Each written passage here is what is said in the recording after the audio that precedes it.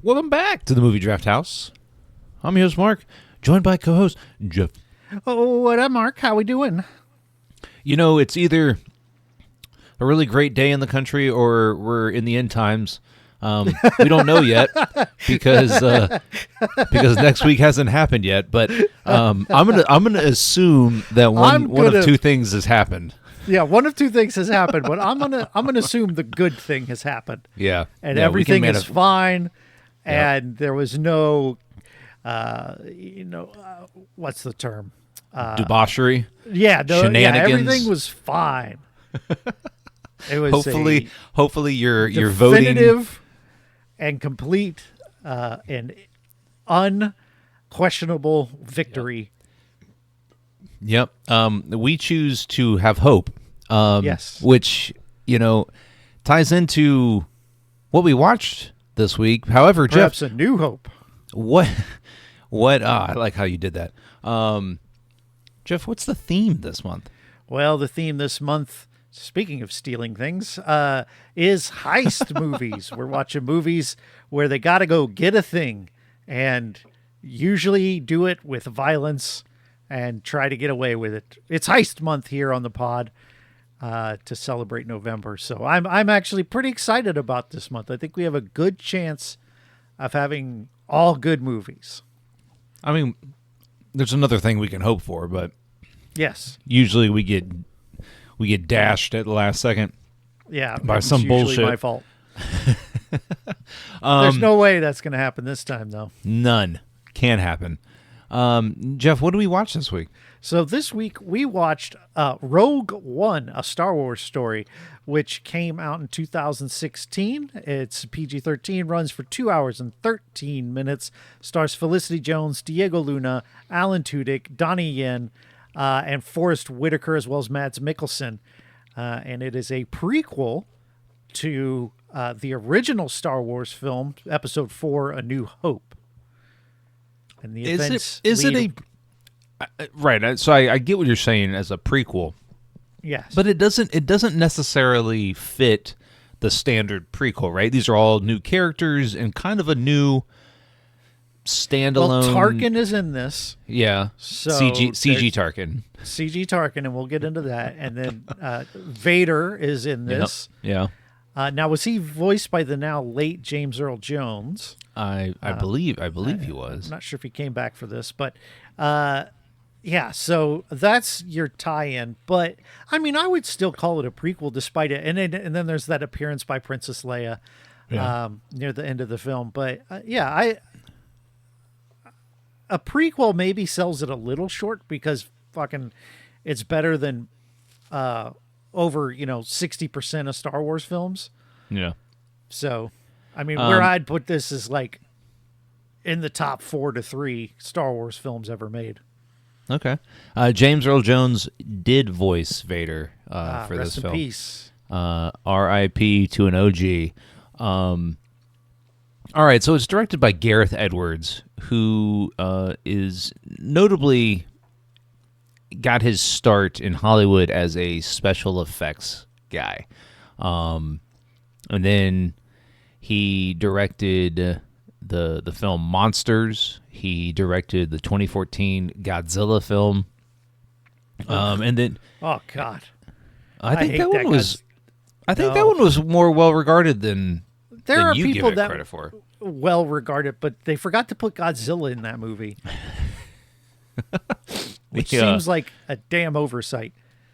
He also directed last year's sci-fi film, which is pretty good. You can check, if you're on YouTube, check the back catalog. I did a 5-minute review on it. It's called The Creator.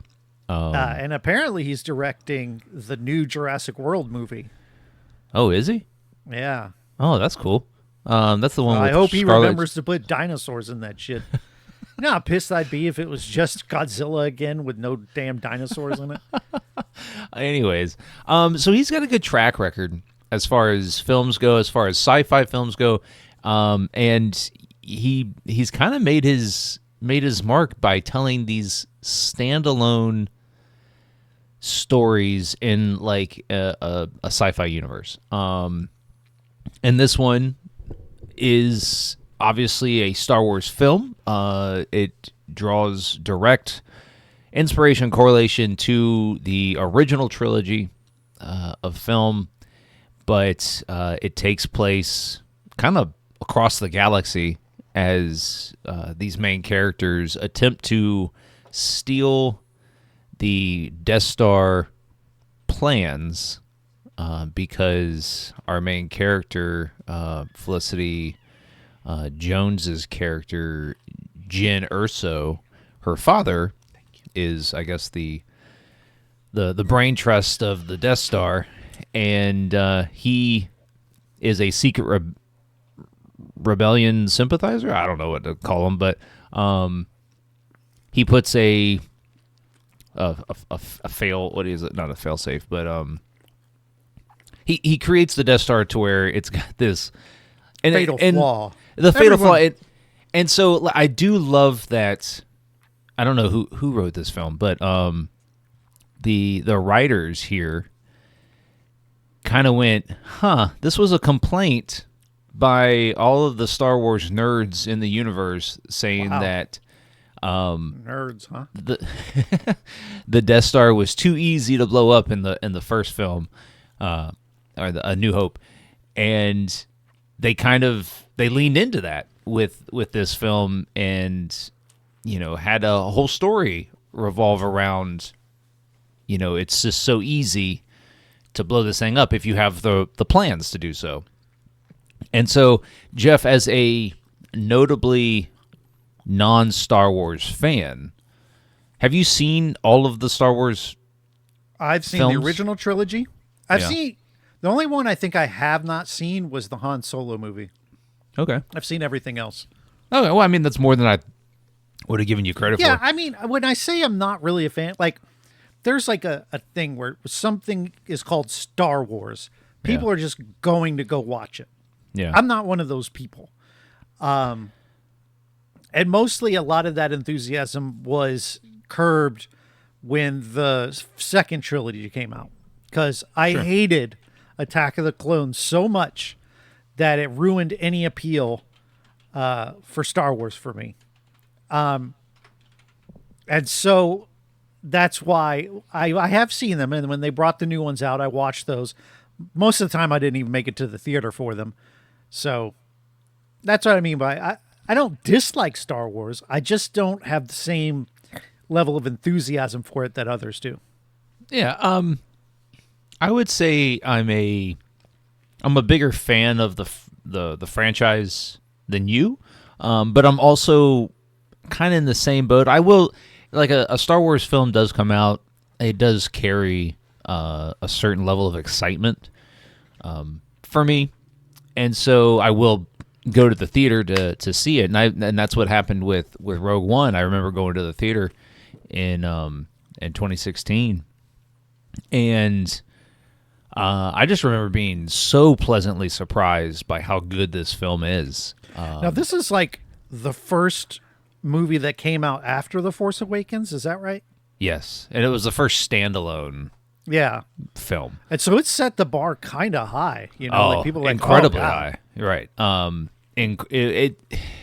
This film, like, and you watch this film, and it's a 2-hour and 20-minute film, so it's not short by any stretch, but it does not lull. Like, things are happening all the time, and that's one thing that I give this film a lot of credit for, is that it'd be very easy for a 2-hour and 20-minute Star Wars film to kind of wear on you, is because there's a lot of political-esque dialogue that happens in Star Wars films. You just kind of have to go with it, rebellion or the Empire. And I think that's a lot of what the prequel trilogy just got bogged down in. Yeah. Is this political atmosphere. And this film, what it does is it takes it assumes that you've seen those films. It assumes that you've seen the Star Wars films up to, to date, and it just kind of drops you in assumes that you have that knowledge, and I think that's where the film really excels, is because it would have been easy for this film to kind of exposition dump on on the audience, and then you're like, oh, 20 minutes of this film could have been cut, is because I didn't need to know all that. I already know all that. And so I feel like the film really excels with just kind of this nonstop action, but also really good characters. Yep. Excellent cinematography. Like you don't often think of a sci-fi film and having really great cinematography, is because most of it's CG. But this film has sweeping shots of landscape and these different planets that I don't remember if we'd ever seen before this film I've not heard of them, but again, not the Star Wars expert. Right. And so, and every Star Wars movie has a comedic person, thing, character, and here it's the droid voiced by Alan Tudyk. And I don't know, man. It's like just watching this over again, and it had been a while since I'd seen it. I was just glued to it, almost like for the first time, because it's that nonstop and it's that good. And I just don't understand why maybe Disney and the folks that are running the Star Wars franchise didn't throw this dude Gareth Edwards the keys to the kingdom here and be like, hey, create 8 more films like this one. Maybe they saw Godzilla and they're like, well, hold up, pump the brakes. Maybe this ain't the guy. Did Godzilla come out before or after this? I don't know. I'm just talking shit. Yeah, I know you're talking shit. Before. Yeah, right. So they probably saw it and were like, dope, dude. Here's what we'll do. You tell some human fucking stories, but more characters, but more things, more have shit blow up. I don't know. I mean, what are your thoughts? I think it feels like a good Star Wars thing. So they've got all your fan service stuff there, the music by John Williams, all the visuals, they even did the I've got a bad feeling about this line, but it gets cut off a little bit. I think all the characters feel like they fit in the original trilogy. And I think that's good, because I don't like the other trilogy where shit got kind of goofy. Yeah. And there isn't really any goofiness, right? All right. I mean, you mentioned Alan Tudyk's robot is sort of the comic relief, but he does play it straight. Yeah. And it's more about the interaction between the characters that brings forth the comedy than him just kind of being a fucking goofy bullshit guy like Jar Jar, Right. Yeah. I also think the cast is pretty incredible. One of the people I forgot to mention was Ben Mendelsohn, and he is so good. He's such a good bad guy. Yeah, and anytime he's on playing a movie, he's the bad guy. But he just nails douchebaggery to a degree that hasn't been seen in a while. He's really good. But I like Jen Erso. I like Cassian Andor. I mean, the name Cassian Andor. If you didn't know better, you'd be like, shit, that's a Star Wars character. I mean, I think they kind of nailed the heart of what people like about Star Wars first. Yeah. And then they told a story in that realm. And they also picked a really good story out of, sort of the greater mythos that people know. They've heard, that scene in the original where they say many people lost their lives to bring us this information. And you get to see that. Also, it's a movie where pretty much, spoilers, if you've never watched Rogue One, everyone dies. Yeah. Like, nobody makes it. And I think that that's something that you don't see in a Disney film. You haven't seen it in a Star Wars film. I mean, Empire Strikes Back didn't exactly have a happy ending. But I think that just kind of adds such weight to this. And because they did such a great job with the characters, when those losses do occur, they have more weight. And so I think if this weren't a Star Wars movie, it'd still be a great movie, and I think that's why it's good. Yeah. Because they just made a really good science fiction romp that happens to be in the world of Star Wars. So, did it hit the theme? Sure. Yeah. They went to go get the thing and try to get away with it. I think it qualifies as a heist. Yeah. No, I mean this ragtag group of characters that come together for the greater good of trying to steal the Death Star plans and then deliver it back to the rebellion. And I mean, one of my favorite characters in this film is Donnie Yen's character. Now, you saw John Wick 4, right? Yeah, Isn't Donnie Yen blind in that too? I think so. Yeah. What's with that? Maybe he just likes playing a blind character. I don't know. I think people just like the whole daredevil aspect of a character that's blind but can still kick ass. Yeah. Right. No, that and has this incredible hearing, and they just did it in 2 movies with the same actor. Well, and I think, and I didn't do any type of research on who Charette, I think his name is Emwe, the character, like his backstory at all. But I think he's like the only Jedi in this movie, which yes, is kind of interesting. correct. And this takes place after, what is it, Order 86 or whatever, where I thought you were going to say Order of the Phoenix. Different series. But no, this takes place in that time between episode 3 and episode 4, where I guess most of the Jedi have have either been killed or gone into hiding. And so this Donnie Yen's character is a Jedi, but he doesn't have a lightsaber. But he's a badass, and his character is one of the only ones that is maybe you have no question of he's inherently good. There's questions on about Diego Luna's character. There's questions about Felicity Jones's characters at time. And then Donnie Yen's buddy with the big Gatling gun. I believe that's Baze Malbus. Yeah. Not their strongest name that they came up with for this.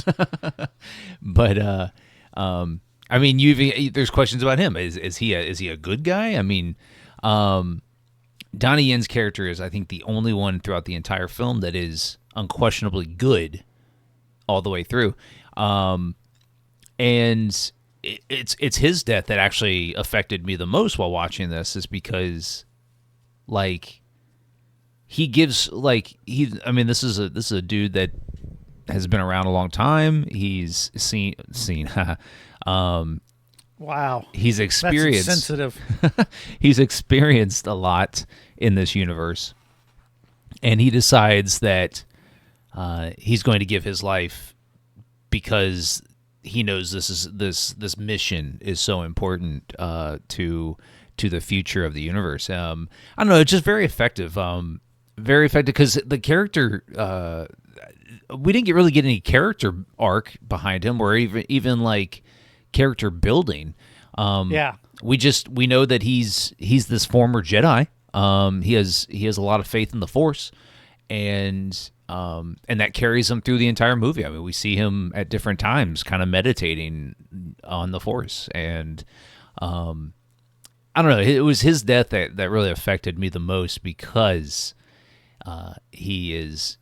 And these films, I say these films, the Star Wars universe has really flipped in the stories that they've told since the prequel trilogy.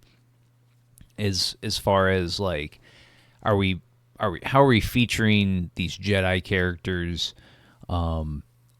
Do we tell stories about the Jedi? Like, and there's television series now on Disney Plus about Jedi, and I just feel like it's kind of watered down the mythos of the Jedi people, because like in the original trilogy, we got just a handful of them. We had Yoda, Obi-Wan, Luke, and Vader. And then the prequel trilogy, they're a little bit more abundant, simply because there's more of them. But in the latest trilogy, we only get 2 of them, I think. But then so all of these different series and stuff, they've introduced more Jedi, and I feel like Donnie Yen's character as a Jedi without a lightsaber is very cool to me. Because he's a badass. He whips people's asses with a cane. And I just think he's one of the best characters in this film because of that Jedi mythos. You just assume once it's established that, hey, this dude is kind of a badass, you just assume that he's gonna whoop everybody's ass. And then when he gets killed, you're like, fuck. But it's expected, right? It's expected. They're all on this suicide mission. Right. But so Donnie Yen's character is one of my favorites. Diego Luna, his character has a whole television series called Andor on Disney Plus now, based off. Oh, really? So yeah, he a prequel to this then. A prequel to the prequel, unless he somehow survived that. He damn didn't. Atomic blast. No, Andor is. I guess I haven't. I watched a couple episodes. It's very political, and so it just doesn't interest me that much. But what I know is that the Disney Plus series tells Cassian Andor's story before Rogue One, and how he got tied into the rebellion. So yeah, I mean, it's like you said, it's a really good story that's set in the Star Wars universe. It doesn't get bogged down. There's some fan service here. The whole Vader scene at the end. Yeah, Vader. Yeah, definitely. I feel like that was just there for everyone to be like. But it's a badass yeah. scene, right? Well, and I don't know that we've seen Vader in full Vader gear. Right. Just go through and fuck up a bunch of people. No, right? and this is the first time. This is yeah. that's why that scene is so memorable in the Star Wars franchise, is because every other time we've seen Vader, it's kind of been he's just this intimidating presence, or he's fighting 1v1 with or somebody, he's killing children. Yeah, that's true. But that's never on screen. And but don't worry, he redeems himself by taking off his mask and not killing his own son. I don't think that counts. No, but so that scene at the end, it just shows the sheer, villainous side of Vader, and really good, really effective. I thought, even though it is fan servicey, Yeah. I mean, no, it's good fan service. Right? Yeah, I don't think there's sure. many people who would be upset that Darth Vader goes through and murders a bunch of people in the movie. It didn't feel shoehorned in. It fit in the context of the film. It wasn't overdone. Vader's barely in the movie. And when he is, it's often really great. I love the scene with Vader and Ben Mendelsohn's character, Krennic. I thought that was so good. Where don't choke on your aspirations. Yeah, where Krennic sort of forgets himself and forgets who he's talking to, and then almost dies because of it. Really good, really good. So I agree. I think the fan service is balanced well. Another thing that I think this movie does a really good job of is the battle scenes, and a lot of the time they're street level, kind of guerrilla-esque warfare battles. The whole last 30 minutes of this movie is nonstop, incredible set pieces. Yeah. Just this epic Star Wars battle that I don't know that there's an equal to, right? I mean, if I think of the Clone Wars and all that trash, they had big battles in there, but they weren't this good. No, and that's one thing that this film does a lot of, is that it takes the audience to the street level to to the people that are actually in the fight. Like before, a Star Wars film would just feature maybe some droids shooting at some dudes, and like the stakes felt higher in this too. Yeah, because they really established the stakes. Well, that and our main characters are involved in these battles, and so like it's just there was a lot of very good wartime-esque scenes in this, to where you felt like the Empire is this oppression machine, and I thought the film did a really good job of establishing, like, hey, these dudes they've got their thumb on these planets, and then I thought one thing that this film kind of deviates from the original trilogy, or at least Episode 4, is that when we saw the Death Star in Episode 4, it was blowing up planets. Mm-hmm. In this, it doesn't necessarily blow up the planet; it just fucks it up. It blows up cities. Yeah, right. And so I thought that was really effective, is because it would have been really, yeah. I mean, Death Star comes out of hyperspace and it just blows away the planet, and that's the end of your story. But if in its infancy as a mass weapon, they haven't quite figured out, hey, we can blow up entire planets, so we just blow up entire cities. Well, that's more effective, is because, it adds that stake of, oh shit, I know this is probably coming, but I got like 5 extra minutes till I got to, like at the end where I got to upload this shit to the rebellion, or whatever.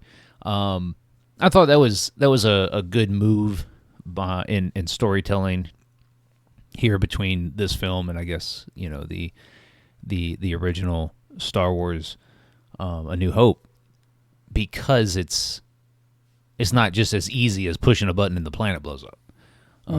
And so and a lot of good effects with all that. Like kind of the zero gravity of whatever this beam of shit is. And they blew it up with a beam of shit. And evacuate the toilets. I mean, I'm sure people were evacuating their bowels at that time, but it just like it felt very again, like the stakes were very high. And I thought it was very cool. The Death Star comes out of hyperspace, and you see it like on the horizon as like a moon. I mean, just a lot of good imagery in this film that we had never seen in a Star Wars film before, and I think this movie went a long ways to establish kind of the threshold of what a Star Wars movie should be moving forward. And I don't did the sequel trilogy, it was already out by then, by this movie? The first one was out, right? Was it? Okay. I mean, and like, so this film, this I think this is regarded as the best Star Wars film since Empire, or I'm a big Jedi. fan. Yeah, I'm also a big fan of what's Episode 3, and Return of the Jedi. No. No, Episode 3 is Revenge of the Sith. Revenge of the Sith, right. I'm a big fan of that movie. That's not bad. It's the best of those 3. Yeah, for sure. And so I think a lot of people hold this standalone film as one of the best Star Wars films. And it's amazing is because it has almost zero like original characters in it other than Vader and Tarkin. And so and there's an appearance by C-3PO in the film and R2-D2, but yeah, just enough. Yeah. I think this went such a long way to carry a lot of future planning in the Star Wars universe that I'm very shocked that Gareth Edwards has not been given Like, He didn't get to direct any of the other stuff. You would think he would have because I know they had a lot of trouble with the director of the third one yeah. of the new trilogy, and Well, you would think after so this they give what's him a his chance, I think Colin Trevorrow, who did some of the Jurassic World movies. He was tapped to do that third film in the sequel trilogy, and he dropped out for whatever reason, and that's why they brought J.J. Abrams back. Yeah, and which you could probably have a whole podcast on. I'm sure there are podcasts Right. dedicated to that. Yeah, but just the missteps of Disney and how they wanted to tell the story of that trilogy, and why they decided that J.J. Abrams was going to get 2 films instead of 3, and how disjointed that made the storytelling. Anyways, I don't know why Gareth Edwards hasn't. I mean, maybe Disney's really hard to work with. I mean, that's probably a fact, but I would imagine. But I mean, if you can make a film this good set in a pre-existing, such a beloved franchise. If you had a Mount Rushmore of Hollywood franchises, Star Wars would be on it. Easily. Yeah, and so like if you can honestly That put and, on your Leprechaun would certainly be on that Mount Rushmore. I think they're on all Mount Rushmores. I knew it. But like, I mean, if you could put on your resume that you made one of the best Star Wars films of all time, you would think that Disney would be like, let's bring him back. Let's see what other ideas he's got. And I don't know why it hasn't been done. I mean, that's an interesting kind of little tidbit of like question for me. Is you got so many irons in the fire with Star Wars across Disney Plus and film, and the guy that brought you one of the best films in the franchise, you were just like, it was good. We're good. Thank you. Have a good day. We'll see you later. I don't know. What'd you think But of? I mean, he got the keys to Jurassic World, so we'll see what he does with that. And he'll do fine. Like, I mean, and it's got Scarlett Johansson in it, bro. Let's go. Scarlett Johansson and some dinosaurs. That's a wet dream. Well, if they remember to put them in there, they are going to have dinosaurs in your dinosaur movie. How about if we made a movie about humans and how the dinosaurs were affecting their psyche? Nobody wants that.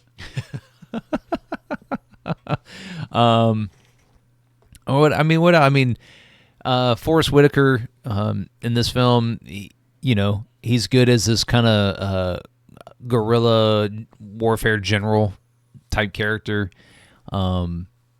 He's an old head in this film. Which I love Forrest Whitaker generally. This I was like, I don't know. Maybe it was his, and then like he had the oxygen that he only needed twice in the movie. It was kind of a weird design to me. There was just something a little off with the character that I just didn't vibe with. I mean, yeah, he's got that kind of like crazy, but like I think his character is somebody that deserves, like Diego Luna's character gets its own Disney Plus. Well, give Forrest Whitaker's character his own Disney Plus show and let us learn a little bit more about him. But Riz was Alan Tudyk's robot in the Cassian Andor series? Oh, I don't know. Oh, okay. You like Star Wars about as much as I do, it sounds like. I just don't know. Like the Andor series, it just didn't interest me. As for what I understand, it's a very good show. But it just that political setup, chess Right. pieces, and it just doesn't interest me. Riz Ahmed, makes an appearance here as the Empire pilot that kind of defects. That was a great character. I Yeah. really like that character a lot, just because of the story arc of him having to take leadership near the end to get that, tower signal up and Yeah. all that stuff. Yeah. I enjoyed that. That's probably what I would say is like the best thing about the movie is all these characters kind of have an arc that they go through. I really enjoyed everything with Ben Mendelsohn was great, and his sort of shittiness. Yeah. Did you feel like they were leading into some sort of romance between Jen Erso and Cassian Andor at the end? Yeah, for sure. Yeah. I don't know that. I don't know. That kind of felt weird. Like, okay. I mean, Well, I think, you don't have enough time to do anything. well, right, and I think the film is smart and handles it smartly. Is they share this moment towards the end, but it's not like they don't make out in the elevator or whatever they're in. They kind of just hold hands, or Diego Luna's character touches her on her face, or I forget what Face. Yeah. But It reminded me of that movie you made us watch, Getting a Friend for the End of the World or whatever the fuck. Yeah. They die together. I don't like that movie now that I think about it. Anyway, yeah. Mads Mikkelsen is makes an appearance here as Galen Erso. Have you ever seen a Mads Mikkelsen movie called After the Wedding? No. It's a maybe Swedish film. Yeah, it's a foreign. I've heard of it, but I've never seen it. Yeah, my brother had me watch it. He swears by it. It's decent. But Listen, the Hannibal television show that was on in the early 2010s. Oh, that was him. Yeah, where he plays Hannibal Lecter. Very good. I'm a big fan of Mads Mikkelsen. Yeah, me too. And I kind of got the vibe that he may have been force